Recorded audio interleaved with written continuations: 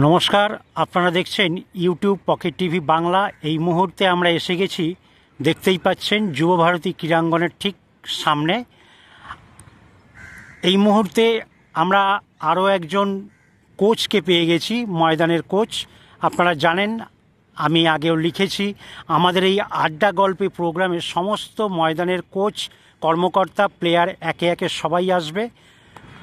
পরিচিত মানুষ, আপনাদের অনেকেরই জানাশোনা অজয়দাকে আমি সবাইকেই দাদা বলছি, কারণ হচ্ছে মাঠে দাদা কোড ল্যাঙ্গুয়েজটা খুব ইউজ হয়।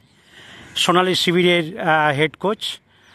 দাদা, আপনাকে ইউটিউব পকেট টিভি বাংলায় পেয়ে আমরা ভীষণ গর্বিত। আপনি আমাদেরকে হাজার ব্যস্ততার মধ্যেও সময় দিয়েছেন, সেদিক থেকে আমরা ভীষণভাবে আপনাকে শুভেচ্ছা জানাচ্ছি।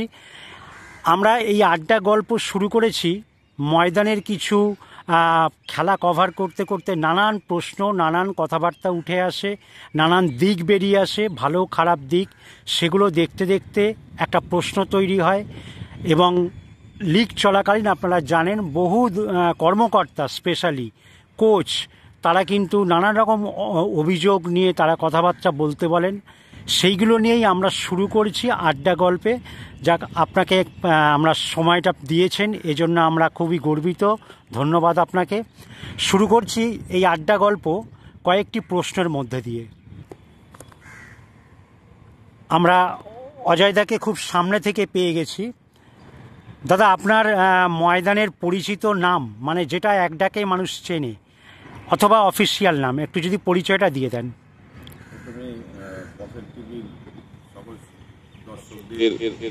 আমার শুভ বিজয়ের প্রণাম, ভালোবাসা আমি জানাই। আমাকে সত্যি কথা বলতে ময়দানে দুলুই নামটাই সবাই বেশিরভাগ চেনে। দুলুই বললেই অনেকে জানে যে অজয় দুলুই বলার আগে দুলুইটাই বলে ডাকে বেশি। দুলুই বললে আমি খুব খুশি হই।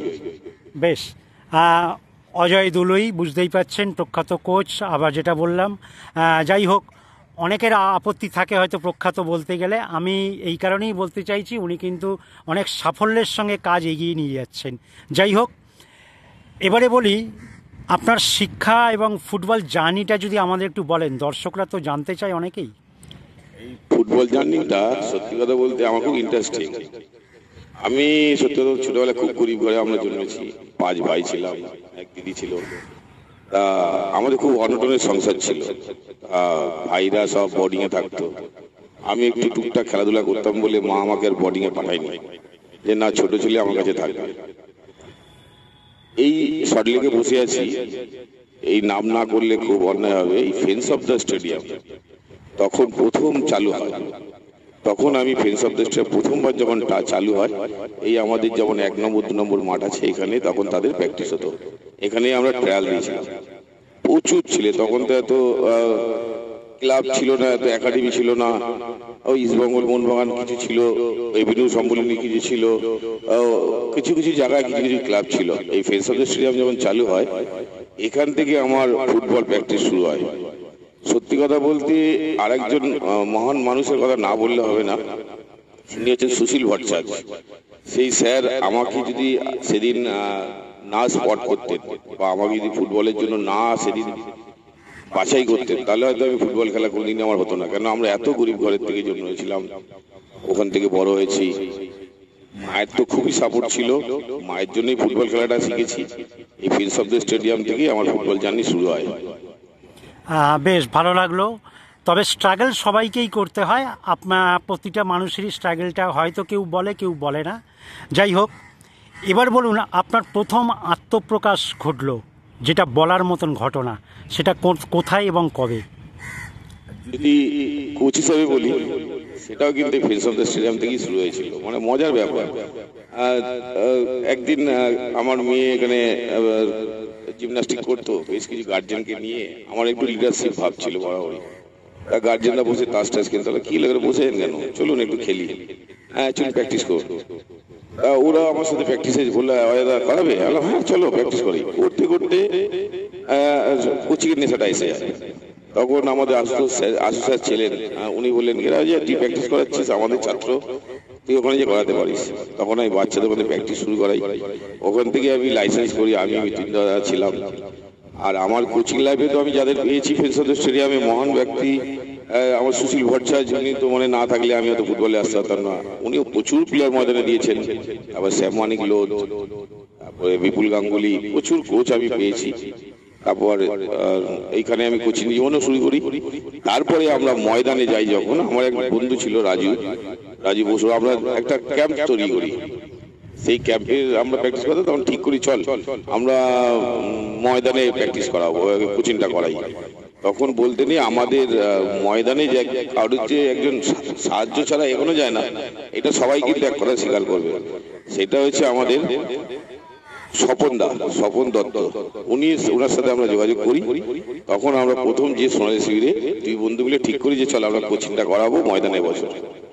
যাই হোক, তখন আমি একজন অ্যাসিস্ট্যান্ট কোচ হিসাবে সোনালীতে জয়েন করি। তারকদা ছিল আমার সাথে, দেবাশিস নন্দিতা ছিলেন, আমি তখন জুনিয়র ছিলাম। রাজু চলে গেল ফার্স্ট ডিভিশন ক্লাবে, আমি ওই সোনালী শিবিরে দিয়ে শুরু করি। সেই করতে করতে 4 বছর, প্রথম বছর তারকদা ছিল, দ্বিতীয় বছর আমাকে ক্লাব, আমি ক্লাবকে অনেক ধন্যবাদ দিই। ক্লাব আমাকে প্রথম বছর কাজ দেখে খুশি হয়ে আমাকে পরের বছর প্রস্তাব দেয় যে অজয়দা তুমি ময়দানে একা কোচিং করাতে পারবে। আমি বললাম যে আপনি যদি আমাদের আগের পারফরমেন্স দেখেন, যদি ভরসা থাকে তা দেবেন। সেই বছরও মোটামুটি একটা করি। তারপরের বছর আমি সোনালীকে চ্যাম্পিয়ন করি। এবছর একদম মানে লাস্ট ম্যাচ আমি ড্র করলে চলে যাবো চ্যাম্পিয়নশিপ, আর খেলা 90 মিনিট পর্যন্ত শেষ, 4 মিনিট বাকি রেফারি, তখন আমি একটা গোল খেয়ে যাই। এবারে চ্যাম্পিয়নশিপ যাওয়া হলো না আমার, এটা একটা বিরাট দুঃখের ব্যাপার। যাই হোক, এটা একটা ইন্টারেস্টিং। আমাকে এই কটা দিনের জন্য আমি যাদের কাছে পেয়েছি, খুব মারাত্মক নামি দামি সব কোচের আন্ডারে ভালো ভালো লোকের কাছে আমি এই কোচিং লাইফটা শুরু করতে পেরেছি।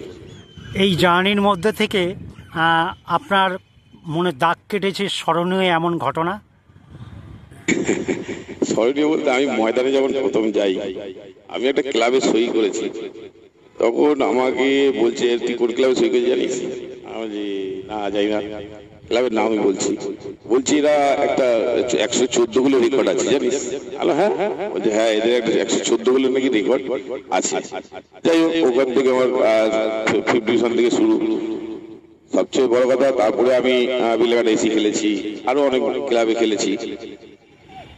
হয়তো বেশি দূর যেতে পারিনি, কিন্তু যে কথায় আমি খেলেছি আর যেসব স্যারের কাছে যেগুলো শিখেছি, এটা আমাকে সত্যি আগামী দিনে আরো সাফল্য দেবে বলে আমি বিশ্বাস করি।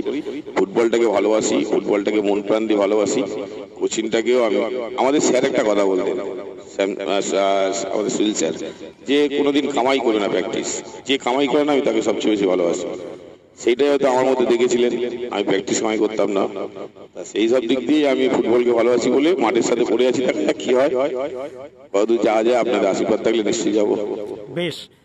দাদা, আপনি এখন তার মানে প্রফেশনাল কোচ, এবং একটা প্রশ্ন ভীষণ প্রত্যেককেই করি আমি, অবসর সময়টা আপনি কি করতে ভালোবাসেন? দেখুন, অবসর বলতে তো আমরা কোচেদের অবসর খুব কমই থাকে। খেলার পরে নানা রকম প্লেয়ার স্কাউটিং, আমরা প্লেয়ারের খোঁজাখুঁজি করি। আমার নিজস্ব ক্যাম্প আছে, এপিআর ফুটবল ক্লাব, ওখানে সারা বছর প্র্যাকটিস হয়। তার মধ্যে যদি বলেন যে আমার নিজের জন্য কিছু, তাহলে সেটা ঘুম। আমি যদি বাড়িতে থাকি, আমি ঘুমাতে খুব পছন্দ করি। আচ্ছা, একটা ইন্টারেস্টিং প্রশ্ন। এখন পর্যন্ত মানে আপনি 2025 সাল, আপনার ইচ্ছা পূরণ হয়নি এমন কোনো ঘটনা? আপনার ইচ্ছা যেটা পূরণ হয়নি? এটা তো খুবই দুঃখের বিষয়। আমার মা আমার জন্য অনেক কষ্ট করেছিলেন। মায়ের খুব আশা ছিল যে আমি ময়দানে খেলি এবং ভালো জায়গায় যাই, নাম করি। সেটা হয়তো খেলোয়াড় হিসাবে হয়নি, কিন্তু আমি যখন কোচিং লাইফ শুরু করি, তখন মায়ের আশীর্বাদে, বাবার আশীর্বাদে, সবার আশীর্বাদ নিয়ে হয়তো একটু সাফল্য দেখেছি। মাকে আমি সেই সময় হারিয়েছি, এটা আমার আক্ষেপ। এবং আমার যে গুরুদেব সুশীল ভট্টাচার্য, উনি যে থাকতেন বেঁচে, আমি সবচেয়ে খুশি হতো। এটা আমার আক্ষেপ। স্যারের সামনে যদি আমি কোচিংটা করাতে পারতাম, আমার মা যদি বেঁচে থাকতো, আমি সত্যি নিজেকে খুব খুব হ্যাপি মনে করতাম। যাই হোক, আপনার সঙ্গে এটা ভাগ করে নেওয়া ছাড়া আর কোনো রাস্তা নেই। আমাদের প্রত্যেকের জীবনেই একটা খারাপ সময় আসে। কারোর বাবা থাকে না, কারোর মা থাকে না, কারোর কেউ হয়তো দুজনেই থাকে না, এরকমও আমরা দেখে এসেছি মাঠে। আপনিও ফুটবল কোচ, নিশ্চয়ই এই সমস্যাগুলো বা এই ব্যথাটা অনেকের মধ্যেই থাকে, এটা আপনিও বোঝেন। এবার পরের প্রশ্নেই চলে আসি, বর্তমান ফুটবল, কারণ আমরা যারা খেলেছি হয়তো সবাই সব কিছু হয় না, আমাদেরও হয়নি, আমাদেরও সিএফএল খেলা একটা স্বপ্ন ছিল, সেই সময় বয়সভিত্তিক ছিল না। কিন্তু আজকে যে বয়সভিত্তিক আইএফএ সিএফএলটা হয়েছে, এর ভালো এবং খারাপ দিকটা যদি তুলে ধরেন, ভালো দিক কোনটা, খারাপ দিক কোনটা? খুব দামি একটা প্রশ্ন করেছেন আপনি। আমি বলবো আইএফএ কে অনেক ধন্যবাদ দেবো প্রথমেই, যে যে বয়স ভিত্তিক খেলাটা করেছেন ওনারা।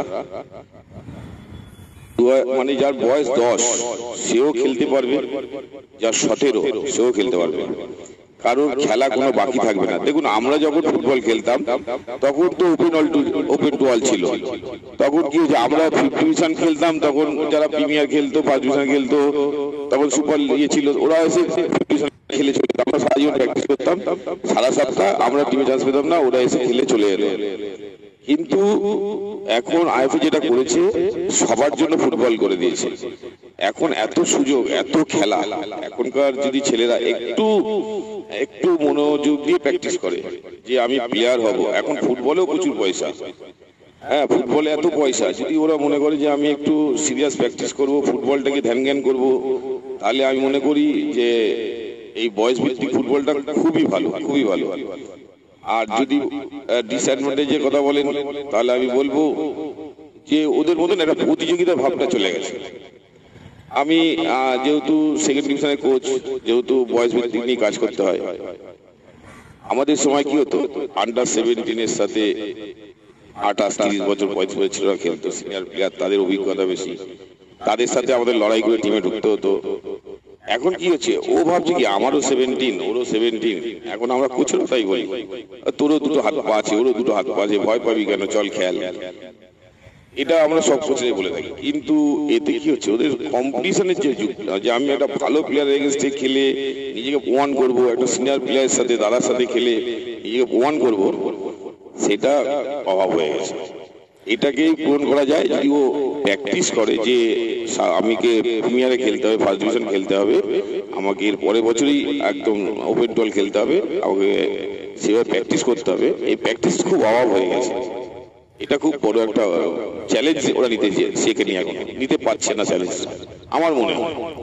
যাই হোক, আমরা তো মেনলি 5th ডিভিশন থেকে 3rd ডিভিশন পর্যন্ত আমরা, এবার আপনাকে বলে রাখি, অনেকেই বলেন ম্যাচ দেখাচ্ছেন না কেন, আইএফএ যেহেতু ম্যাচ পারমিশন থাকে না, আমরা সেই কারণে ইন্ট্রোডাকশন এবং রেজাল্টের আপডেটগুলো দিয়ে থাকছি। আপনারা 1st ডিভিশন এবং 2nd ডিভিশন টিমগুলি কলকাতার বাইরেই মেনলি খেলেছে, সেই কারণে সেখানে আলাদা একটা পারমিশনের ব্যাপার থাকে, আমরা হয়তো মাঠে যেতে পারিনি। কিন্তু সমস্যাটা সবাইরই একই থাকে, বিষয়টা হচ্ছে ময়দানে কলকাতা ময়দানে যারা খেলেছে, যেহেতু বর্ষার সিজন চলে আসে, মাঠের কন্ডিশন নিয়ে অনেকের অভিযোগ। এবছরেই মনে হয় রেকর্ড সংখ্যক ম্যাচ ক্যান্সেল হয়েছে এইবারেই।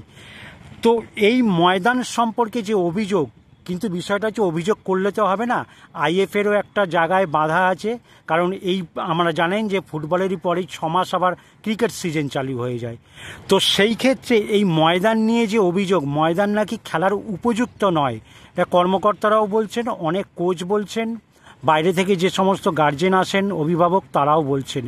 এই মাঠের কন্ডিশন কিভাবে ঠিক করা যায় বা কি উপদেশ দেবেন আপনি? সত্যি কথা বলতে এই সমস্যা দীর্ঘদিনের। এই সমস্যা যেহেতু মাঠটা সিএবির হাতে থাকে, ওরা ক্রিকেট খেলে, মাঠের মাঝখানে পিচ হয়, আর অল ইন্ডিয়া ফুটবল ফেডারেশন যখন আমাদের সিআরএস করার সুযোগ দেয়, খেলার যখন টাইমিং দেয়, একদম মানে বর্ষাকালের মুখে মুখে এসে যায়। কিন্তু এর একটা উপায় বের করতে হবে। এটা শুধু আমরা কোচেরা বললে খারাপ মাঠে খেলা হচ্ছে, মাঠ পাওয়া যাচ্ছে না, এটা একটা বড় চ্যালেঞ্জ আইএফএর কাছেও। কেন এত ম্যাচ আর দীর্ঘ লং টাইম ধরে ম্যাচটা হয়, আমি বলবো যে সবাই মিলে বসে যদি কোনো সলিউশন বের করা যায়, কিন্তু সবাই সবাইকে খালি দোষী দিয়ে যাচ্ছে, মাঠ খারাপ, এ খারাপ, মাঠে জল হয়ে যাচ্ছে। আমি নিজেও বলেছি, আমি লাস্ট ম্যাচ, আপনিও ছিলেন সেই ম্যাচটা, আমি একটা 4 ডিভিশনের লাস্ট ম্যাচ দেখতে গেছিলাম বাটা মাঠে, প্রচুর জল, প্রচুর কাদা। সেই মাঠে ওরা চ্যাম্পিয়নশিপ জিতলে উঠবে নামবে, এরকম একটা ব্যাপার। সেই সব মাঠে ফুটবল হচ্ছে। সত্যি কথা বলতে পয়সা একটা বড় ব্যাপার এসে, এটা শুনতে খারাপ লাগবে। ম্যাচ যদি দীর্ঘমেয়াদী হয়ে যাচ্ছে, ক্লাব কর্মকর্তার হাতে খুব পয়সা কম থেকে যাচ্ছে, যে ম্যাচটাকে লং করলে যে আমি টেনে নিয়ে যাব। বৃষ্টি মাঠে আমি দেখেছি অনেক কর্মকর্তা চাইছে যে ম্যাচটা বাতিল না হোক, যে খেলে ফেলে, এখানে খেলতে হবে না, প্রেসার সিক্রেট করে দেওয়া প্লেয়ারদের উপরে, এটা খেলতে হবে। সেরকম রেফারিরাও বলে আজকে ম্যাচ খেলতে হবে, নাহলে এই ম্যাচ কবে হবে, দীর্ঘমেয়াদী হবে, খরচা বেড়ে যাবে। সব দিক দিয়ে আমি দেখছি এটা পয়সা বড় ফ্যাক্টর হয়ে যায় এই সব ম্যাচের ব্যাপারে, ক্যান্সেল হলে, যার জন্য ম্যাচটা ওই কাদার মধ্যে করতে বাধ্য হয়। তবে না হলেই আমার মনে হয় ভালো হয়। এটা নিয়ে চিন্তা ভাবনা যদি করা যায় আইএফএ বা অল ইন্ডিয়া ফুটবল ফেডারেশনের নিজেদের মধ্যে আলোচনা করে যদি একটু মাঝখানে যদি এগিয়ে নিয়ে আসা যায়, আমার মনে হয় যে ছোট ছোট বাচ্চারা, আমরা তো সেকেন্ড ডিভিশন প্রায় ম্যাচ বাইরে খেলেছি, অনেকে দেখেই বলছে এটা তো জেলা লিগ হয়ে গেছে। ময়দানে খেলার তো একটা আনন্দ আলাদা আছেই, এটা অস্বীকার। যদি 1 মাস আগে এটা আলোচনার মাধ্যমে কিছু করা যায়, আমার মনে হয় তাহলে বাচ্চাগুলো যারা না গ্রাসরুট লেভেলের, যাদের জন্য ভবিষ্যৎ, যারা আগামী দিনে গিয়ে ফার্স্ট ডিভিশন খেলবে, সেকেন্ড ডিভিশন খেলবে, বাংলার হয়ে খেলবে, ইন্ডিয়ার হয়ে খেলবে, তাদের বাঁচাতে হবে। কেন 5th division B group, 5th division A group, nursery league তো আরো বাজে মাঠে হয়। আমি দেখেছি একাডু ঘাস 10 বছর হয়নি ছেলেটা খেলছে। এই জিনিসগুলো আইএফএ কে খুব ভাবতে হবে। যাই হোক, আপনি অনেকগুলো বিষয়কে তুলে ধরলেন, এই জন্যই এই প্রোগ্রাম করা। আইএফএ কর্তাদের কাছেও ঠিক সঠিক বার্তাটা পৌঁছানো দরকার। এবার একটা ভাইটাল প্রশ্ন, আমরা যেহেতু বার পুজো থেকে শুরু করে গোটা ফুটবল মরশুমটা আমরা মাঠে থাকি, বিশেষ স্পেশালি পকেট টিভি বাংলা সকাল থেকে সন্ধ্যা পর্যন্ত, এইবারে বলি ট্রায়াল সংক্রান্ত একটা বিষয় খুব ভাইটাল। আমরা ট্রায়াল শুরুর মুখে অনেক ক্লাব আমাদেরকে বলে, সোশ্যাল মিডিয়ার বিভিন্ন প্ল্যাটফর্মকে তারা বলে আমাদের বিজ্ঞাপন করে দিন, পোস্টারিং করে দিন। এইবার একটা বিষয়, আমিও বহু ক্লাবের পোস্টারিং করেছি, দেখা গেছে কাতারে কাতারে ছেলে আসছে। যেহেতু ট্রায়াল হাজার ছেলে বলা যায়, 800, 900, 1000 আমার নিজের দেখা। সেইখানে এমন ঘটনা খুব মানে মনে ব্যথা দেয়। বাঁকুড়া, বীরভূম, তারা বলছে আমরা রাত্রির 1:30, 2টোর সময় বেরিয়েছি, আপনিও জানেন, তারা ট্রায়ালে এসছে। এইবার যেটা বলতে চাইছি, এই যে ট্রায়ালটা যে সিস্টেমে হয়, মনে করুন এই 800, 1000 ছেলে এলো, আপনারা ঠিক, আমি দাঁড়িয়ে যেটা দেখেছি, আমি শ্যুট করেছি ট্রায়াল, 5 থেকে 10 মিনিট খেলা, কারণ এই ছেলেগুলোকেও আপনাকে জায়গা দিতে হবে। কিন্তু এটাই কি মনে হচ্ছে আপনার ঠিক বাছাই হচ্ছে আপনাদের মতন, মনের মতন? এই পদ্ধতি, এই ট্রায়াল পদ্ধতিও সম্পূর্ণ আমি এর মেনে নিতে পারি না। কেন, আমি যখন ট্রায়াল করি, সত্যি কথা বলতে, আমি আপনাকে বললাম না যে অবসর নেই, সত্যি কথা বলতে সোনালী শিবির আমাকে যেই সুযোগটা দিয়েছেন, সেটা হচ্ছে ওরা বলে দেয় যে অজয়দা তুমি কিন্তু সামনের বছরও কোচিংটা করাবে। এতে কি হয়, আমি প্রস্তুতিটা আর ওই যেদিন খেলা শেষ হয় সেদিন থেকে নিতে পারি। আমরা কি করি, আমার যত কোচিং সার্কেল আছে, আমার নিজস্ব হোয়াটসঅ্যাপ গ্রুপও আছে কোচিং এর, সমস্ত কোচকে না আমি একটা মেসেজ দিয়ে দিই যে এই বয়সের ছেলে আমার কিন্তু লাগবে, তোর যদি ক্যাম্পে থাকে ওকে তৈরি কর, যেদিন আমি তোদের মাঠে যাব বা যেদিন আসতে বলবো পাঠাবি, আমি খেলার মাধ্যমে প্র্যাকটিস করিয়ে যদি মনে হয় আমার ভালো, তাহলে আমি নিয়ে নেব। এইভাবে আমি এই ট্রায়ালটাকে দীর্ঘদিন ধরে করি। আর এতে ক্লাবের পুরো সম্মতি থাকবে। আমাকে যদি বলো তুমি সারা বছর কাউকে পেয়েছো, তখন আমি বলি হ্যাঁ এখান থেকে একটা রাইট উইং আছে, ওটা লেফট উইং আছে, একটা সাইড ব্যাক পেয়েছি, এটা পেয়েছি। তখন ওরা যে হ্যাঁ এদের ডাকা, তাদের নিয়ে আমরা ম্যাচ খেলে একটা জায়গায় তৈরি করি। কিন্তু ট্রায়ালটা কিন্তু ডাকতে হয়। কেন ডাকতে? এটা ক্লাবেরও একটা ব্যাপার থাকে, যে অনেক কর্মকর্তা আছে যারা বলে যে ট্রায়াল ছাড়া কি করে প্লেয়ার নিচ্ছ, বা অনেকে জানতে পারছে না।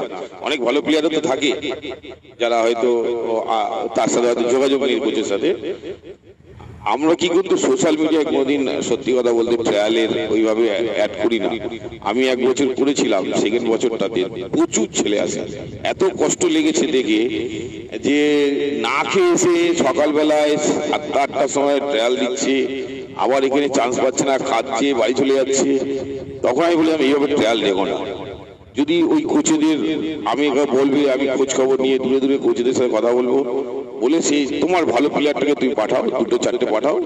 এতে কি হয়, প্লেয়ারগুলো খেলতেও ভালোবাসে, ভালো পারে এবং প্রমাণ করতে পারে যে আমি ভালো প্লেয়ার। আর ট্রায়াল হলে না দেখবে, আমি ট্রায়াল দেখছি সাদা কেস পরে, আমি বলছি না সে খারাপ প্লেয়ার, হয়তো পাড়ায় খেলে, বিকেলবেলা নেমে যায়, হ্যাঁ বন্ধু বান্ধব মিলে 10 জন 15 জন একটা গ্রুপ চলে এসছে, এসে ওরা এতটাই ভিড় বাড়িয়ে দেয়। আমি কাউকে ছোট করছি না, ওখানে ভালো প্লেয়ার থাকে, কিন্তু এতটা ভালো প্লেয়ারদের দেখার সুযোগ হয় না। ওই 5 মিনিট 10 মিনিট পরে সেই ছেলেগুলো বাইরে। আর আমাদের চোখ এত ভালো না যে 10 মিনিটের মধ্যে আমি একটা প্লেয়ারকে চিনি। একদম।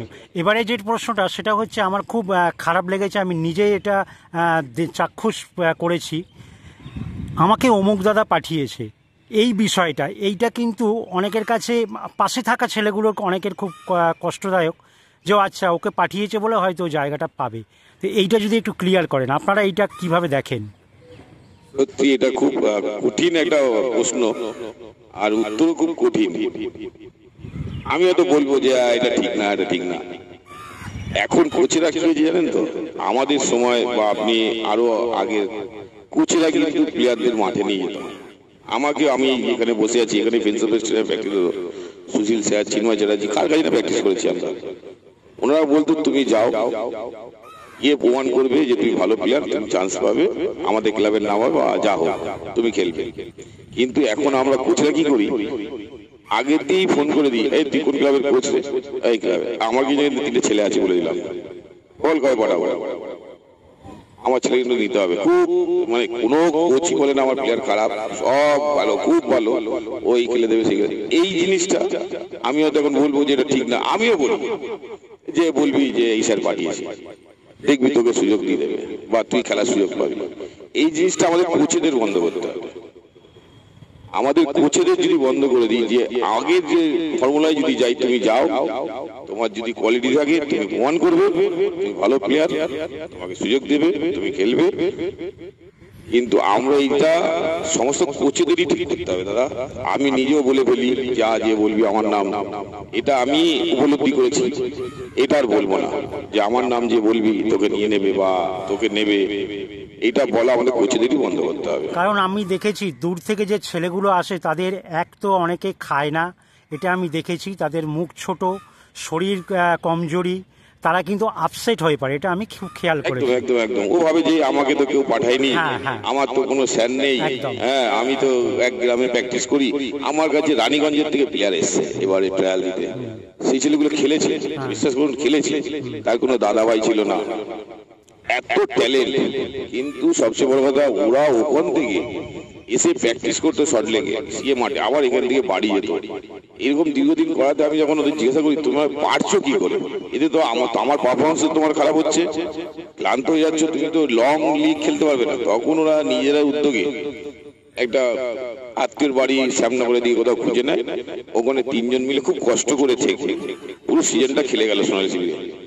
মানে সত্যি কথা বলতে ক্লাবেরও এত আর্থিক অবস্থা, সব ক্লাবের এতই খারাপ যে কেউ কাউকে হেল্প করবে কর্মকর্তারা চাইলেও পাচ্ছে না। আমি নিজে চোখে দেখেছি, কেন আমি সত্যি সোনালীর সাথে জড়িয়ে গেছি, এটা দেখেছি, চাইলেও উপায় হচ্ছে না যে ওকে সোনালী শিবির আপনার একটা পরিবার হয়ে গেছে। হ্যাঁ, আমার একটা পরিবারের মতো। বেশ, আমরা পরবর্তী প্রশ্নে আসছি। পরের প্রশ্নটা আমি যেটা আপনাকে করছি, ঠিক ট্রায়ালের পরবর্তী পর্যায়ে, ট্রায়াল হয়ে গেল, আপনার প্র্যাকটিস শুরু করলেন, এটাও আমি আমার প্রচুর ভিডিও, প্র্যাকটিস ভিডিও আমি রাখি, কারণ আমাদের চ্যানেলে প্রচুর বাচ্চা ছেলে থাকে, তারা কলকাতা ময়দানের প্র্যাকটিস দেখে, সেই কারণেই আমি প্র্যাকটিস রাখি। এইবার যে প্রশ্নটা, শুকনো মাঠ আপনারা প্র্যাকটিস করাচ্ছেন, আমি দেখেছি আপনারা খেটে, অত্যন্ত খেটে, ছেলেগুলোও খাটছে, টেকনিক্যাল ব্যাপার, স্কিল, সমস্ত কিছু খুব পরিশ্রমের সঙ্গে তুলে দেন, তারা শেখে, তারা কিন্তু শিখছে, আমি বলছি না তারা শিখছে না। এইবারে বিষয় হলো, শুকনো মাঠে আপনারা টেকনিক্যাল স্কিল সমস্ত কিছু শেখালেন, কিন্তু যখন আইএফএ সিএফএল চালু হলো, ভরা বর্ষা, কোনো টেকনিক কাজ করছে না, তখন শুধু তুলে মারো আর মাথা ঠেকিয়ে গোল করো অথবা শট দিয়ে গোলটা করো। এই টেকনিকটা বা এই প্রযুক্তিটা আপনাদের কতটা কাজে আসছে? সত্যি আপনি যে প্রশ্নগুলো করছেন, মানে দাগ কাটার মতন প্রশ্ন। দেখুন, আমাদের প্র্যাকটিস হয় সিএ মাঠে, শর্ট লেগে। একবার যদি আমি যে পাটা কাদা মাঠে খেলি, প্রথম কথাই তো যারা নতুন আসে না কলকাতায় প্রথম বছর খেলতে, আমার কাছে এবারে একটা হয়েছে এরকম ঘটনা। একটা ফ্রেন্ডলি ম্যাচ খেলতে গেছি, টাউন মাঠ থেকে বলছে, স্যার এত কাদা, খেলবো কি করে? ভাবলাম এটা তোমার প্রথম ম্যাচ, হয়তো এই মাঠেই 10টা ম্যাচ খেলতে হতে পারে এরকম মাঠে। মানে ও প্রথমবার দেখে যে ময়দানে এত কাদা, হয়তো প্র্যাকটিস করেছে এখানে, যে আমরা যে টেকনিকে প্র্যাকটিস করাবো, যে আমাদের প্ল্যানিং থাকবে, ময়দানে যদি খেলা হয় সম্পূর্ণ চেঞ্জ। ওখানে ধরো আর মারো ছাড়া, মানে সত্যি কথা বলতে ওখানে স্কিলটাই, যে একটা স্কিল প্লেয়ার যে আপনি দেখে ট্রায়ালে বা খুঁজে খুঁজে নিয়ে আসবেন, ওখানে এসে যায় যার শক্তি বেশি, যার গায়ের জোর বেশি, যে দৌড়াতে পারে সে গুড প্লেয়ার। আর যার স্কিল ভালো সে মাঠের ধারে বসে যাচ্ছে চোট পেয়ে, আঘাত পেয়ে, কারণ বল ধরলে কোথা থেকে উড়ে এসে চলে আসছে, একজন ধস করে পায়ে মেরে দিচ্ছে। এতে এই জন্য আমি প্রথমে শুরুতেই বললাম যে আমাদের গ্রাসরুট লেভেলটাকে আইএফএ বাঁচাতে হবে, এদেরও একটু ভালো মাঠ দিতে হবে। এরাই তো একদিন যে বেঙ্গলের হয়ে খেলবে বা আমাদের মোহনবাগান ইস্টবেঙ্গলের হয়ে খেলবে। তার জন্য আমি আইএফএ কে অনুরোধ করছি আবার এই কাদা মাঠ থেকে গ্রাসরুট লেভেলটাকে বাঁচান। নাহলে আমাদের বলে না জোগান নেই, জোগান আসবে কোথা থেকে? অর্ধেক প্লেয়ার ছোট আঘাতে শেষ হয়ে যাচ্ছে। এই জিনিসটা দেখতে হবে। কাদা মাঠের সাথে খেলা শুকনো মাঠের হিউজ ডিফারেন্স। তাও এবারে যারা সেকেন্ড ডিভিশন খেলেছে একটু শুকনো মাঠ পেয়েছি, একটুখানি ভালোই শুকনো মাঠ পেয়েছি, তার জন্য খেলা অনেক ভালো হয়েছে। কিন্তু ময়দানে খেলার যে আনন্দ, ময়দানে খেলার যে একটা পরিবেশ, সেটা কিন্তু বাইরে পাওয়া যায় না, দর্শক হয়তো বেশি হয়। হ্যাঁ, এইবারে ট্রায়াল দিয়ে আসার আর একটা যেটা প্রশ্ন, এটাও খুব ভালো প্রশ্ন, কারণ এটা ছেলেদের মুখ চেয়ে আমি বলছি। মনে করুন ট্রায়াল দিয়ে অনেক ছেলেরাই আসে একাডেমি থেকে, মেনলি একাডেমি বলতে তারা যেহেতু মফস্বল থেকেই আসে। এইবার বিষয়টা হচ্ছে অনেকেই কিন্তু 11 সাইড মাঠ নয়, তাদের 7 সাইড 6 সাইড বা ছোটো মাঠ, পাড়ার মাঠ, এই ধরনের। এই প্লেয়ারগুলো ট্রায়াল দিয়ে আপনার কাছে জায়গা পেল, ধরে নিলাম। এইবারে তাদের কাছে 11 সাইডে একটা বিরাট ব্যাপার। এবারে হচ্ছে 90 মিনিটের লড়াই, এইটা আপনারা কতটা তাদেরকে তৈরি করতে পারছেন? বড় মাঠ তো প্রায় নেই বললেই চলে অর্ধেক জায়গায়। তারপর হচ্ছে দেখুন, কলকাতা মাঠ খেলা শেষ হয়ে গেলে এই যে 10টা 12টা ম্যাচের পরে আবার তারা চলে যায় সেই ছোট মাঠে, এই ক্ষেপের মাঠে বা পাড়ায় ছোট ব্যাটেই প্র্যাকটিস করে। এই 3 মাসের মধ্যে তাদের তৈরি করে 11 সাইডে নিয়ে আসা বিরাট চ্যালেঞ্জ প্রত্যেকটা কোচের কাছে। কিন্তু তার মধ্যেও আমি বলবো, যারা নাকি বড় প্লেয়ার হতে চায়, যারা সামনের দিকে লক্ষ্য রাখে আমি ফার্স্ট ডিভিশন খেলবো, বেঙ্গলের জার্সি গায়ে দেবো, ইন্ডিয়া জার্সি গায়ে দেবো, তারা কিন্তু সারা বছর ধরেই ওই ছোট মাঠে প্র্যাকটিস করলেও ওদের এন্ডুরেন্স লেভেলটা কিন্তু হাই করে রাখে, যে আমাকে গিয়ে এই ময়দানে কাদা মাঠে খেলতে হবে বা আমাকে 11 সাইড খেলতে হবে, সেইভাবে ওরা প্রস্তুতি নেয়। যাদের লক্ষ্য উঁচু দিকে থাকে তারা সেইভাবে প্র্যাকটিসটা করে। এবারে যাদের লক্ষ্য ও যাচ্ছি আসছি খেলবো, একটা টাইম মতো খেলবো, তারপর যাওয়ায় দেখা যাবে, তাদের জন্য আলাদা। কিন্তু যাদের লক্ষ্য, বলতে চাইছেন প্লেয়ারদেরকে সিরিয়াসলি নিতে হবে। একদম একদম 100% প্র্যাকটিসের ছাড়া কোনো বিকল্প রাস্তা নেই। একদম। আচ্ছা, আর একটা গুরুত্বপূর্ণ প্রশ্ন, এটা না করলেই নয়। আমি মাঠে দেখেছি বহু, কারণ নাম নিচ্ছি না, নাম নেওয়াটা উচিত নয়, বকাঝকা তো রয়েছে, এমনকি মার পর্যন্ত খেতে হচ্ছে, মোবাইল ফেলে দিচ্ছে, একটাই কারণ ক্ষেপ খেলা। আজকে আমরা যে অর্থনৈতিক পরিকাঠামোয় দাঁড়িয়ে আছি, ক্লাব থেকে তারা কতটা কি পায় সেটা আমি পরের প্রশ্নে আসছি। অনেক ছেলেরা দেখছি তারা হয়তো ছেঁড়া গেঞ্জি, ফাটা প্যান্ট, ছেঁড়া জুতো পরে খেলছে, এটা আপনারও নজরে এসছে। তাকে দেখে বোঝা যায় তার অর্থনৈতিক সমস্যা রয়েছে, বাধ্য হয়ে তাকে ক্ষেপ খেলতে হয়। কি না, একটা জুতো যদি কিনতে পারে বা একটা কিছু গাড়ি ভাড়া বা মোবাইলটা যদি রিচার্জ করতে পারে, এইগুলো যদি আমরা দেখে এসছি, এটা আমরা একদম প্র্যাকটিক্যাল জায়গা থেকে আমি কিন্তু এটা ফলো করেছি। কোন চ্যানেল কতটা কি করে আমার জানা নেই, যাই হোক, আমি কাউকে এই জন্য ছোটো করছি না। বিষয়টা হচ্ছে এই ক্ষেপ খেলাটা কি ভালো না খারাপ, এটা যদি আপনি একটু ক্লিয়ার করে দেন। ছেলেরাও কিন্তু বাচ্চা ছেলে, তারা বুঝতে পারে না কি করবে।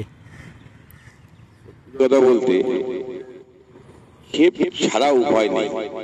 বেশ কিছু ছেলে যাদের খেপই ওদের বাঁচিয়ে রেখেছে। আমার কাছে এমনও ছেলে আছে প্র্যাকটিসে আসছে না। এবারে আমি তাকে ফোন করেছি, ক্লাব, কিরে তুই আসিসনি কেন? স্যার আজকে খেলা আছে। মানে কালকে তোর ভাইটাল ম্যাচ। কি করবো স্যার, পয়সার দরকার। বাবা, ও থাকে কৃষ্ণনগর থেকে আরো অনেক দূর, বাবা বাইকে করে ছাড়তে আসে স্টেশনে, তারপর প্র্যাকটিস আসে। বাবা বলছে যে পয়সা দিচ্ছিস না, কোনো পয়সা নেই, তোর এই তেল খরচা করে কেন নিয়ে যাবো তোকে আমি? তা আমি কি করবো স্যার আপনি আমাকে বলুন। এই প্রশ্নটা আমাকে করেছে। আমিও একটা জায়গায় কোচেদের আমি একটা লাইসেন্স তখনই করতে গেছিলাম, ওখানে আমি প্রশ্ন করেছিলাম, যা বোধ স্যার ছেলে বলছে হ্যাঁ এই প্রবলেমটা কিন্তু সবার জায়গায়। এখন সেটা বাধ্য হচ্ছে, কেন ক্লাবের হাতেও কোনো টাকা নেই। ক্লাব চাইছে যত কমে একটা ম্যাচ যত তাড়াতাড়ি শেষ করা যায়। বললাম কাদামাটি খেলতে বাধ্য করা হচ্ছে ছেলেদের। ক্লাবের হাতেও পয়সা নেই। আগেকার যা পুরো ক্লাব আছে, আমি আমার ক্লাবের কথা ধরেই বলি, যে রমরমা যে একটা সময় ছিল সোনালী শিবিরের, যে মানে মনমানিশ মনের সাথে খেলেছে, এখন সত্যি আর্থিক দিক দিয়ে ওরাও খুব কষ্টের দিক দিয়ে যাচ্ছে। ঠিক সেই রকম বুট কেনার পয়সা দিতে পারছে না। যে ফার্স্ট টিমে খেলবে সে একটা বুট পাবে, যে ফার্স্ট টিমে খেলবে না তার জন্য বুট আছে। আর যে 35-40টা ছেলে সাইন হয়, যে সাইন হয়নি বা সিআরএস হয়নি তাকে বুট দেওয়া হবে না। সেই ছেলেটা কি করবে? তাহলে এই কঠিন পরিস্থিতি ময়দানে ফুটবলে পয়সা এখন মানে কর্মরত হাতে নেই, ছেলেদের দিতে পারছে না, ছেলেরা বাধ্য হয়ে খেপ খেলছে, সংসার চালাতে হচ্ছে, বা আমার পেশা, কিছু করার নেই। খেপটা না খেললে ওরা পারবে না বেঁচে থাকতে। খেপ খেলে বলে তাও ফুটবলটা একটু খেলে। এই ফুটবলের মান উন্নয়ন করতে গেলে আপনার কি উপদেশ দেবেন, কি করতে হবে? ওই যে আমি শুধু বললাম, যারা বড় প্লেয়ার হবে তারা বেছে শুনে ফুটবলটা খেলবে। মানে কোনটা খেলবো কোনটা খেলবো না, কোনটা খেললে বড় মাঠে খেলার সাথে আমার ভালো হবে, এইগুলোকে ভেবে নিতে হবে। সবাই ওই 5 সাইড 6 সাইডের খেলার বিরুদ্ধে আমি বরাবরই। এতে কোনো ভবিষ্যৎ নেই, এতে কোনো পজিশন জ্ঞান হয় না। বড় মাঠে যখন যায় সব প্লেয়াররা খেলতে পারে না। আমি প্লেয়ারদের বলবো, খেপ খেলছো, বাড়ির প্রেশার আছে, টাকা পয়সার ব্যাপার আছে, আমি তোমাদের না করতে পারবো না। আমি জানি ময়দানে কিরকম প্লেয়ার, তোমরা কত পয়সা পাওয়া তোমাদের দেওয়া হয়, কিন্তু আমি এটা বলবো, খেপ যদিও খেলো, ভালো মাঠে খেলো, বড় মাঠে খেলো, নিজের ওই টার্গেটটা উঁচু দিকে রেখে খেলো, যে আমাকে খেপ খেললেও কিন্তু আমি ওই জায়গায় লাগাই। কেন খেপে প্রচুর প্লেয়ার নষ্ট হয়ে যায়, প্রচুর নষ্ট হয়। এত ছুটাঘাত, এত রাফ ট্যাকেল হয়। তারপর মাঠে আমরা তো ময়দান নিয়ে বলি যে ময়দানে বাজে মাঠে খেলা হচ্ছে, আপনি খেপের মাঠের খেলাগুলো দেখবেন তো এক হাঁটু কাদা, ছোট মাঠ, পাশে দেয়াল, খেলে যাচ্ছে।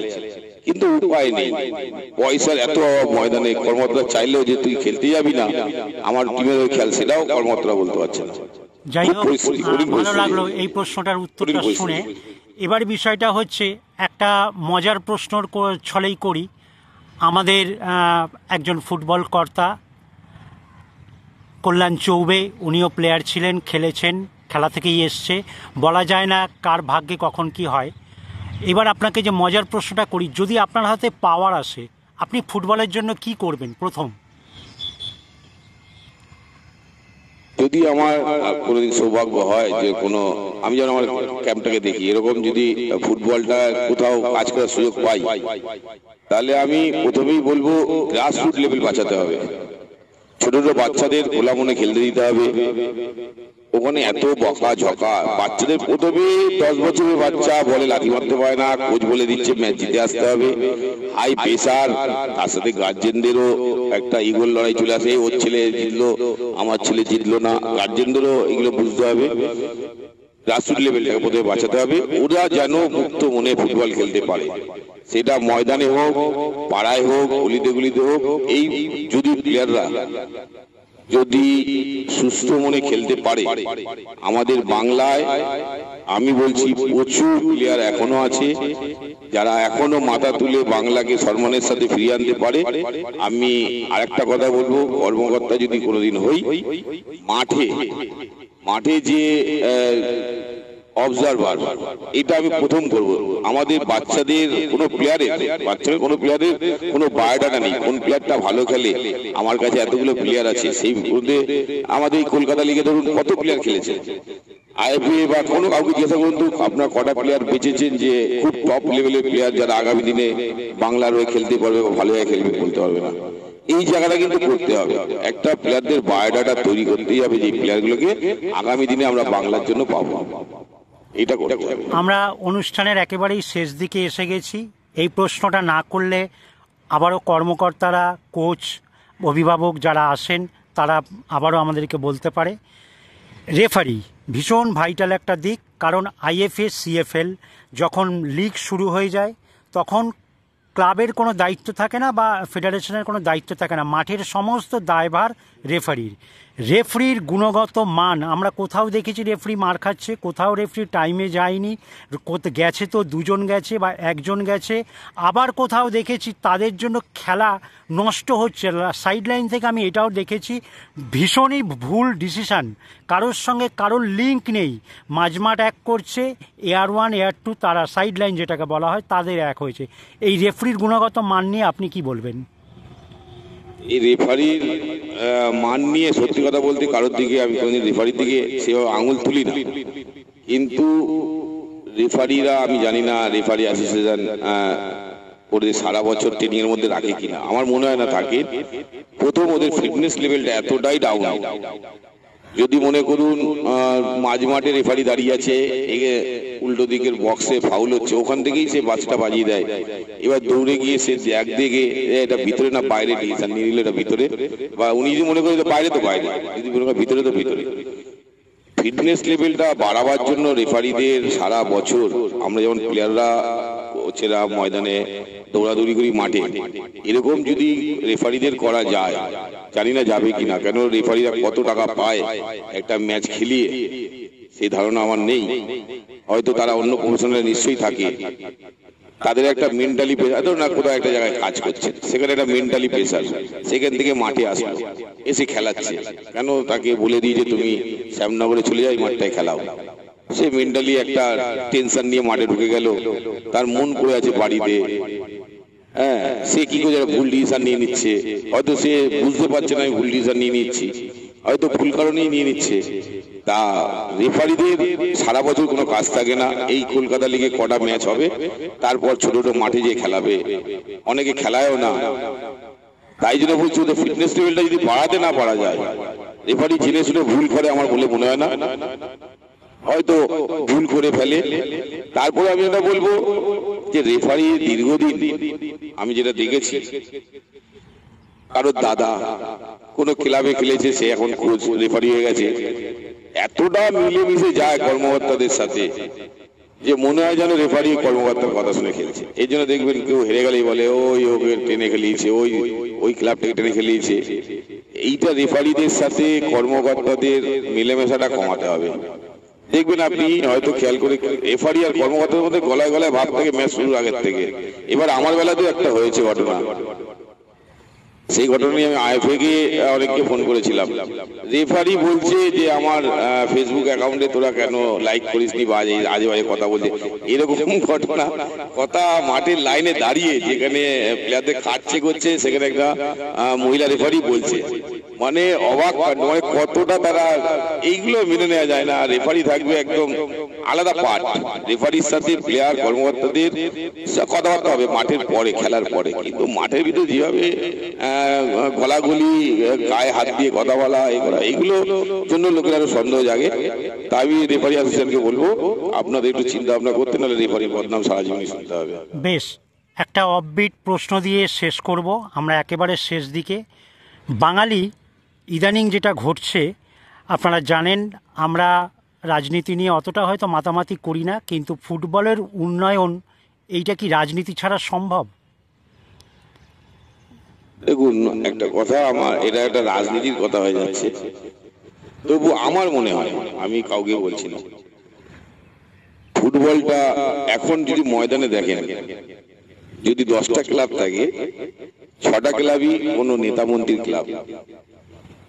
সত্যি কথা বলতে ওনারা যদি না আসেন ওই ক্লাবটা চলবেও না। কেন টাকা পয়সার ওই আমাদের একটা মানে বিপর্যয় হয়ে গেল টাকা পয়সা নিয়ে, যে রোজ ভ্যালি যেসব নানা রকম ঝামেলা ছিল। তার আগে কিন্তু দেখবেন ময়দানে ভালো পয়সা ছিল, অনেক স্পন্সর আসতো, ছোট ছোট ক্লাবকে অনেক স্পন্সর ছিল। ওইটা হয়ে যাওয়ার পর প্রত্যেকটা ক্লাবের একটা আর্থিক অনটন শুরু হয়েছে। ওই তারপর থেকে খেয়াল করুন, আপনি হয়তো অনেকেই একমত হবে, এটা আমার মত, আমি জানি না ঠিক বলছি না ভুল বলছি। তখন একটা আর্থিক অনটন শুরু হয়, সেইটা কিন্তু আজও চলছে। ওনারা যদি না থাকেন, ওনারা যত টাকা এই রাজনীতির মন্ত্রী নেতা মন্ত্রীরা যে বাচ্চাদের ছেলেদের দেয়, অন্য ক্লাবে সম্ভব না। আর ওনারা যদি ওই ক্লাব থেকে হাত তুলে নেন, তাহলে ওই ক্লাবটাও আজকে অর্থের দিক দিয়ে খুবই কষ্টে ভুগবে, আর সেই ক্লাবটাও দেখা যাবে ভালো রেজাল্ট করতে পারছে না। আমি এইটাই বলতে চাইছি, যেহেতু আমি দীর্ঘদিন মিডিয়ার সঙ্গে কাজ করেছি, সেইখান থেকে এসে পকেট টিভি বাংলা, আমার বক্তব্যটা হচ্ছে, আপনি যদি আজকে একটা টুর্নামেন্টের আয়োজন করেন, সেখান থেকে যে ফান্ডিংটা, তো সেইটাই আমি বলতে চাই যে আমি রাজনীতির সঙ্গে জড়াতে চাইছি না, কিন্তু আমি বলতে চাইছি এটা ক্লিয়ার করতে, এটা কি সম্ভব? কারণ আপনারা, আমার তো ঘরে অত টাকা নেই, আমাদেরকে স্পন্সর আনতে হবে, আমাদেরকে কারুর থেকে টাকা জোগাড় করতে হবে, তো তখনই দেখবেন এই রাজনীতির বিষয়টা এসে যায়। আমি বলছি এইটা ছাড়া তো মনে হয় না কোনো কিছু সম্ভব। সত্যি কথা, আমি তো প্রথমে একবারও বলেছি যে পয়সা ছাড়া কোনো কিছুই সম্ভব নয়। যে কোনো জিনিস করতে যাবেন প্রথমেই আসবে পয়সা। এই পয়সাটা দেখুন আমাদের এখন আমাদের মাননীয় মুখ্যমন্ত্রী যেভাবে প্রত্যেকটা ক্লাবকে টাকা দিয়ে সাহায্য করেন, বা যে আমাদের খেলা হয়, খেলা হবে দিবস, কত প্রাইজ, কত কি মেয়েদের খেলা হয়, মেয়েদের সেদিন টুর্নামেন্ট হয়, তারা কত টাকা পায়, জার্সি প্যান্ট হোজ বুট তাদের দেওয়া হয়। এই জিনিসগুলো তো অস্বীকার করা যাবে না যে রাজনীতি ছাড়া এত টাকা দিয়ে কোনো টুর্নামেন্ট করা সত্যি পক্ষে কারো পক্ষে সম্ভব না। নেতা মন্ত্রীরা যেটা করেন, তাও এই জন্য একটু পাড়ায় পাড়ায় ফুটবলের এখন উদ্ভাবনা আছে অনেক। তবে ফুটবলের সাথে রাজনীতি না মেলালেই আমার মনে হয় ভালো। ফুটবলের জায়গায় থাক, রাজনীতির জায়গায় থাক। আমার মনে হয় যারা কর্মকর্তা তারাও হয়তো এটাই চায় যে হ্যাঁ ঠিক আছে, ফুটবল জায়গায় ফুটবল থাকবে, রাজনীতি থাকবে, কিন্তু অর্থটা তাদের থেকেই আসে। আসাটা কোনো অন্যায় বলে আমি মনে করি না। না আসলে এই যে যা গরিব ঘরের ছেলে মেয়েরা যারা খেলছে বা খেলতে যাচ্ছে, এরা এটা থেকেও বঞ্চিত হয়ে যাবে। কর্মকর্তাদের উদ্দেশ্যে, আপনাকে যেহেতু কাছে পেয়েছি, আমরা প্রত্যেকটা একই প্রশ্ন কিন্তু আমরা সবাইকে করছি, এই নয় আমরা নতুন নতুন করে প্রশ্ন করছি। প্লেয়ারদের তরফ থেকে একটা অভিযোগ শোনা যায়, সেটা হচ্ছে, দাদা ধরা যাক বলেই বলছি, যে একটা প্লেয়ার 15,000 টাকা পাবে, তো 15,000 টাকা পেতে গিয়ে সে বলছে আমাকে জানেন দিল তো নাই, 3,000 টাকা দিয়েছে, এবার বাকিটা কবে দেবে তার কোনো ঠিক নেই। তো এই যে অভিযোগ, তা সে বলছে আমারও তো সংসার আছে, আমার মা বাবা আছে, কারোর ওষুধ কিনতে হয়, কেউ বিয়ে করে ফেলেছে, বাচ্চা আছে। তো বিষয়টা হচ্ছে এইটা কি কতটা সঠিক বা বেঠিক, বা যারা করছেন এটা কতটা কি ভুল করছেন বা ঠিক করছেন? এত শাস্তিমূলক ঘটনা। বেঠিক মানে আমি যদি বলি, এটা আপনার যদি দেওয়ার ক্ষমতা না থাকে আপনি তাকে আশা দেবেন না। আপনার যতটুকু দেওয়ার ক্ষমতা আছে আপনি ততটুকুই বলুন। অনেক কর্মকর্তা যে দেওয়ার থাকলেও দেয় না, আমি দেখেছি। যে পয়সা আছে মানে যতটা বাঁচিয়ে রাখা যায়, এরকম কর্মকর্তা আছে। আর অনেক কর্মকর্তা দেখেছি ঘরের থেকে টাকা এনে প্লেয়ারদের দিচ্ছে যে নে তোর এটা ভুট্টা দরকার, তোর টাকাটা দরকার, এটা নেই, এটাও আছে। আর কিছু অসাধু কর্মকর্তাও আছে যারা এরকম প্লেয়ারদের বলে নিয়ে এসে তারপরে আর পয়সা দেয় না খেলানোর পরে। এরকম অসাধু কর্মকর্তা প্রচুর আছে ময়দানে। আমি তাদের বলবো চিহ্নিত করতে হবে। এরা সত্যি কথা বলতে একটা মাথায় বসে থাকে, মিষ্টি কথা বলে, কিন্তু প্লেয়ারদের সাথে প্রচন্ড দুর্ব্যবহার করে। আমিও দেখেছি ওদের মুখে মিষ্টি থাকে, কিন্তু প্লেয়ারটাকে খেলে দেওয়ার পরে আর চেনে না। ছোট আঘাত লাগলে তো পাত্তাই দেয় না, চেনেই না। একটা বাজে ম্যাচ খেললে তাকে দুচ্ছাই করে, যাতে পরে ম্যাচই তাকে টাকা দিতে হবে। এরকম ঘটনা দেখেছি। যে তুই বাদ দিয়ে দাও, কেন না ও খেললে ওকে টাকা দিতে হবে। এরকম কর্মকর্তাদের থেকে আমি বলবো ময়দানকে বাঁচাতে হবে। আর একটা আমার নিজের ওপিনিয়ন আমি যেটা বলি, দেখুন অর্ধেক ময়দানে অর্ধেক ক্লাবের কোনো কোচিং সেন্টার নেই, কোনো জায়গা দিয়ে ওরা প্লেয়ার তৈরি করে না। অর্ধেক কোচিং সেন্টারের মাঠ নেই। তারা কি করে খেলার সময় এই ট্রায়াল দেখে ছেলেদের নিয়ে এই ব্যবসাগুলো করে, টাকা কিছু জোগাড় করে তাদের টাকাটা দেয় না। আমি বলবো যারা নাকি বাইরে প্র্যাকটিস করে, যেসব কোচেরা, যেসব সব ছোট ছোট কোচিং ক্যাম্পগুলো আইএফএ থেকে নিয়ম করে দাও, যদি তুমি কোনো ক্যাম্পের থেকে প্লেয়ার নিয়ে তোমার ক্লাবের হয়ে নাম করে খেলাও, তাহলে সেই ক্লাবকে 2টো 5টা বল তোমায় দিতে হবে। কেন দিতে হবে? এই প্লেয়ারটা তো ওই কোচের কাছে তৈরি হয়েছে। ওই কোচটা কি পেল? যে সারা বছর ওকে তোকে প্র্যাকটিস করালো, সে জার্সি দিচ্ছে, প্যান্ট দিচ্ছে, ঘাম ঝরাচ্ছে, সেই একাডেমিটা বা সেই কোচিং সেন্টারটা, সেই কোচটা কিছু পাচ্ছে না। তুমি যদি ওই কোচিং ক্যাম্প থেকে দেখবেন আপনি ওই ক্যাম্পে রামদা সামদা প্র্যাকটিস করিয়েছে, আজকে সোনাইতে খেলছে বা যে কোনো ক্লাবে খেলছে, আবার এই ম্যাচের পরে সে আবার ওখানে যে প্র্যাকটিস করছে 1 বছর, আবার পরের বছর অন্য ক্লাবে যাবে। তা সেই কোচটা সেই একাডেমির প্লেয়ার তৈরি করতে গেলে পরের বার যে প্লেয়ার তৈরি করে কোথা থেকে জোগাড় পাবে, তার কাছে অর্থটা কোথা থেকে আসবে, সে বলটা কোথায় কিনবে? একটা বল 2টো বল 20টা ছেলে প্র্যাকটিস করছে। এই জিনিসগুলো লক্ষ্য রাখতে হবে। যত আমার মনে, আমাকে একটা প্রশ্ন যখন করেছিলেন যে আপনাকে যদি পাওয়ার আপনি কি করবেন, আমি তখন এইটা করার আমার খুব ইচ্ছা। যদি কোনো ক্যাম্প থেকে তোমার ছেলে কোন প্লেয়ারকে তুমি নিয়ে এসে তোমার ক্লাবের খেলাও, তাকে একটা বল তোমার দিতে হবে, এটা আমার খুব মনে হয়, তাহলে ওই কোচিং সেন্টারগুলো বাঁচবে। খুব ভালোভাবে আপনি বুঝিয়ে দিলেন। প্রতিটা ছেলে, কর্মকর্তা, কোচ সবাই হয়তো এটাই মাথায় রাখবে। এবারে বলি যে অফবিট প্রশ্নটা দিয়ে শেষ করছিলাম। আচ্ছা, আমরা বাঙালি, কারণ ইদানিং একটা টালমাটাল অবস্থা আপনি জানেন যে ময়দানের নানান রকম এই বাঙালি আর বাংলা নিয়ে একটা লড়াই চলছে। সেখানে আমাদেরও একটা ভূমিকা থাকে, যেহেতু আমরা বাঙালি, আমাদের পরিচিতি, আমরা বাংলায় থাকি। এবারে বিষয়টা হচ্ছে, আপনার কাছে একটা সরাসরি প্রশ্ন করি। অনেকেই বলছে আমাদের বাংলাটায় কোনো কাজ নেই, বাংলা হচ্ছে ডেড সিটি, মরে গেছে, কর্মসংস্থান নেই। এটা কি সত্যি আপনার মনে হয়? দেখুন, আমাদের একটা বিজনেস আছে, আমাদের পারিবারিক বিজনেস শিয়ালদাতে।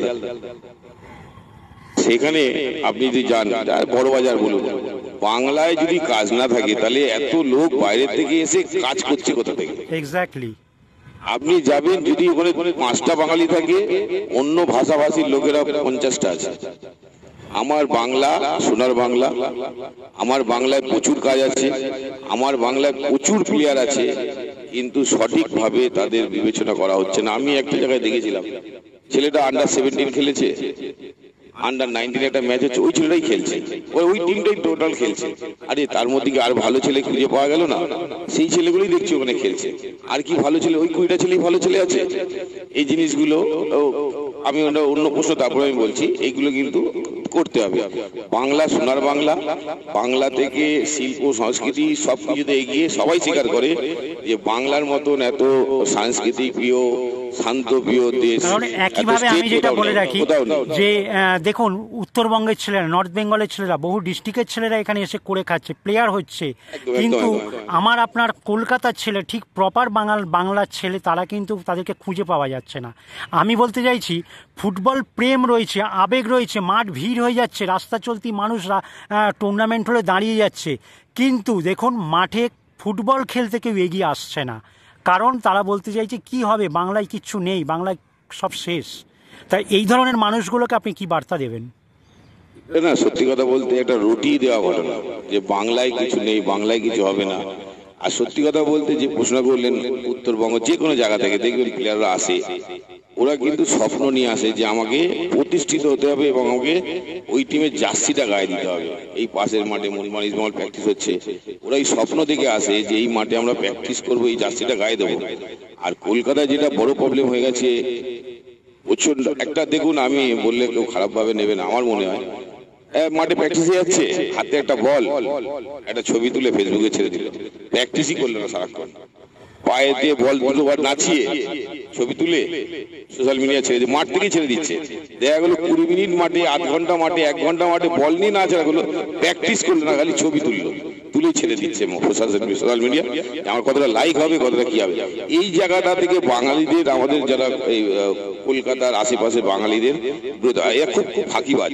আমি এই জন্যই বললাম, আমার ক্ষেত্রে হয়েছে প্র্যাকটিসে আসছে না কেন, নানা রকম অজুহাত, অথচ সে হয় পাড়ায় কোথাও আড্ডা মারছে, না সিনেমা দেখতে গেছে কারোর সাথে। তার মানে কিন্তু আপনি practice বলতে আসছে না। চাইছেন আমাদের এখানে সব সুবিধা আছে, সব আছে, কিন্তু মনোযোগ আমরা নেই। নিতে পারছি না। মনোযোগ নেই, খেলার জন্য মনোযোগ নেই, চ্যালেঞ্জটা নিতে পারছে না। একদম। যে চ্যালেঞ্জটা বাইরে থেকে দেখবেন এখন অন্য এই যে মান্ডি, কিস্কু, মুর্মু, এরা কোথা থেকে কত কষ্ট করে রানীগঞ্জ থেকে আসছে, আপনাকে শুধু বললাম, মানে এদের কত পান্তা ভাত খাচ্ছে মাঠের পাশে বসে লঙ্কা লেবু দিয়ে। আমি নিজে দেখেছি, আমি বললাম কি আমাকে খাওয়া, তুই একা একা খাচ্ছিস? ও যে স্যার খাবেন, দেখি পান্তা ভাত আর ইয়ে খাচ্ছে, কিন্তু সে এসছে ওখান থেকে যে আমি সোনালী শিবের জার্সি গায়ে দেবো। এইটা কিন্তু আমাদের আশেপাশে ছেলেদের মধ্যে একদম নেই। এটার জন্যই আমাদের এই কলকাতার ছেলেরা পিছিয়ে পড়ছে, এটা আমি মনে করি, এটা আমার মনে হয়। বেশ, আপনার সঙ্গে অনেকটা সময় কাটালাম, আমাদের দর্শকরাও অনেক উত্তর পেয়ে গেল, কোচ কর্মকর্তা সবাই অনেক কিছু জানলো। আপনিও আমাদের সঙ্গে থাকবেন এবং পকেট টিভি বাংলা আবারও বলে রাখছে প্রতিটা মানুষকে আমাদের ফুটবলের সঙ্গে থাকুন, বাঙালিকে আরও এগিয়ে নিয়ে চলুন, বাংলাকে এগিয়ে নিয়ে চলুন, চ্যানেলটিকে সাবস্ক্রাইব করে রাখুন এবং কলকাতা ময়দানের ফুটবলের সঙ্গে আপডেট থাকুন। সেই সঙ্গে আগামী বছর আপনারা জানেন আমি কিন্তু কোনো প্রচার করছি না, কিন্তু আমি মনে করি বাজারের থলে হাতে নিলেই কিন্তু রাজনীতিটা বুঝতে হবে, কারণ একদিন সংসার হবে, দায়িত্ব নিতে হবে, সেদিন অবশ্যই মানুষের রাজনীতির কথা মনে পড়বে। রাজনীতি ছাড়া কিন্তু কোনো কিছুই উন্নতি সম্ভব নয় এবং আজকে অজয় দা অনেকটা ক্লিয়ার করে দিলেন, আমরা দেখলাম। আবারও বলে রাখি চ্যানেলটি সাবস্ক্রাইব করে রাখুন এবং কলকাতা ময়দানের ফুটবলের সঙ্গে নিজেকে আপডেট রাখুন। আগামী দিন আরও প্রখ্যাত কোচ, প্রখ্যাত প্লেয়ার, কর্মকর্তারা আসবে, সেই দিকে নজর রাখুন। ধন্যবাদ।